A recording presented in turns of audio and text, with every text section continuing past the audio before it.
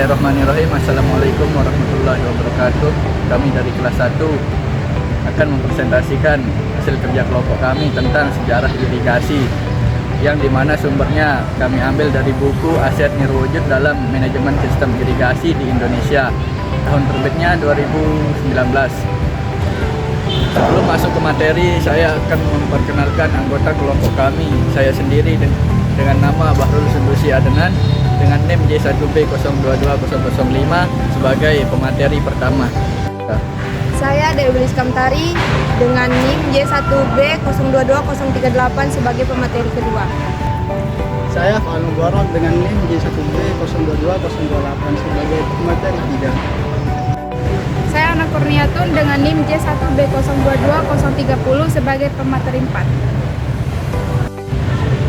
Saya Bayi Nurul Azmi dengan NIM J1B022034 sebagai pemateri 5. Sektor pertanian di Indonesia mempunyai peran yang sangat strategis dalam pembangunan nasional.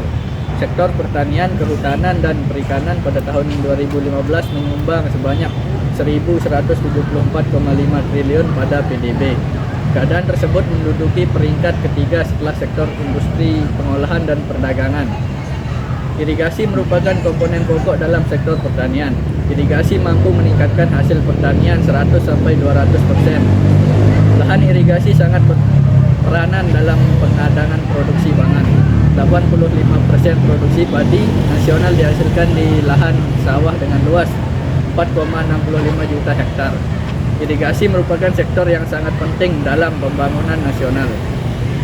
Pembangunan pertanian tidak dapat dipisahkan dengan pembangunan irigasi. Irigasi mendukung usaha baik intensifikasi maupun ekstensifikasi pertanian. Pemerintahan Orde Baru mendukung pengelolaan irigasi dengan tujuan swasembada beras, sehingga pemerintah mengembangkan sektor irigasi sejak pertengahan 1970.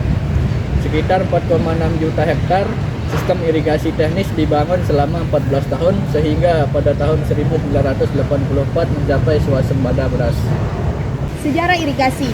Irigasi merupakan suatu daya upaya manusia untuk memenuhi kebutuhan air bagi pertumbuhan tanaman sesuai dengan fase pertumbuhannya atau tepat jumlah dan waktunya, sehingga akan meningkatkan produktivitas dan hasil tanaman.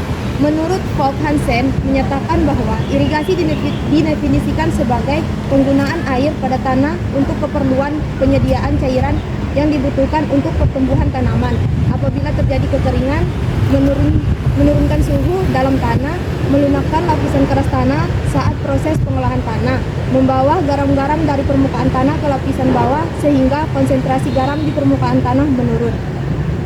Sejarah irigasi yang panjang di Indonesia telah memberikan kesempatan bagi petani untuk menumbuhkan kelembagaan pengelola air irigasi secara tradisional. Apabila secara fisik sebuah jaringan irigasi merupakan perangkat kerasnya, maka lembaga-lembaga tersebut, baik yang formal maupun tidak formal, merupakan perangkat lunaknya yang mutlak diperlukan untuk mengelola air irigasi sebagaimana mestinya. Dilihat dari segi irigasi, tanah paksa memperoleh kemajuan di setiap daerah-daerah dalam pembangunan irigasi, sehingga rakyat Indonesia banyak yang menderita untuk memberikan hasil panen yang memuaskan. Akhirnya, Belanda merasa malu dan tanam paksa mulai berangsur dihapuskan, menjamin ketersediaannya air bagi tanaman perkebunan. Pembangunan irigasi di masa kolonial Belanda dilakukan dalam beberapa tahapan. Paling tidak terdapat 3 periode tahapan, yaitu 1 masa tahun antara 1830 sampai 1885, merupakan masa pembangunan fisik pembangunan utama. Yang kedua, masa tahun antara 1885 sampai 1920, tahapan pembangunan jaringan irigasi secara utuh. Dan yang ketiga, periode antara 1930 sampai 1942, merupakan pelaksanaan operasional sistem secara mantap. Yang pertama, fase pembangunan irigasi oleh masyarakat tani. Akumulasi pengalaman masyarakat tani menjadi dalam tempo yang lama, mungkin ribuan tahun, seperti yang dilaporkan oleh Vincent van der Meer 1979, mungkin berlangsung sejak 16 abad sebelum Masehi. Dimulai dengan pembangunan sawah pada hujan dan kemudian disusul dengan penemuan teknologi mengalirkan air dari sungai.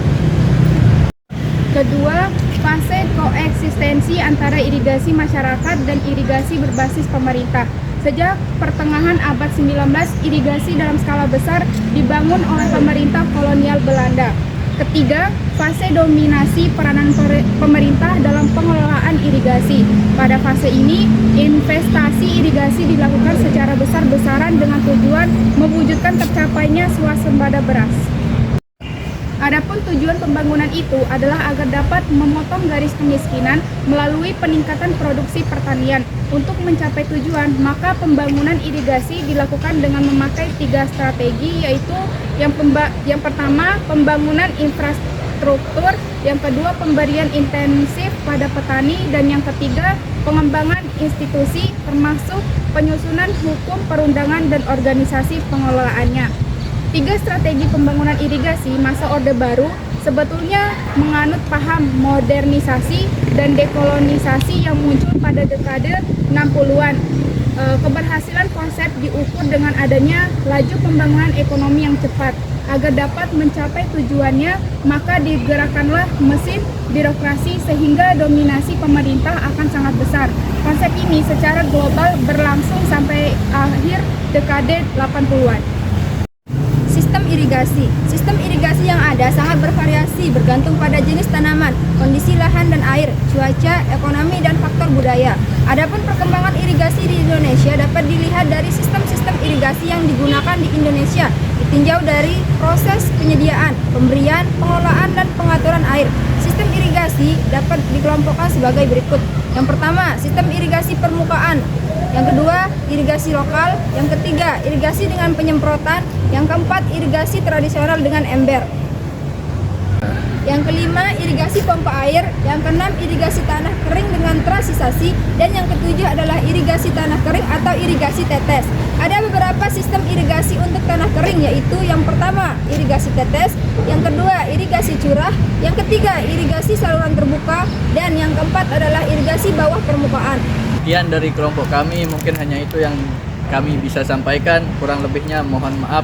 Wabillahi taufiq wal hidayah. Wassalamualaikum warahmatullahi wabarakatuh.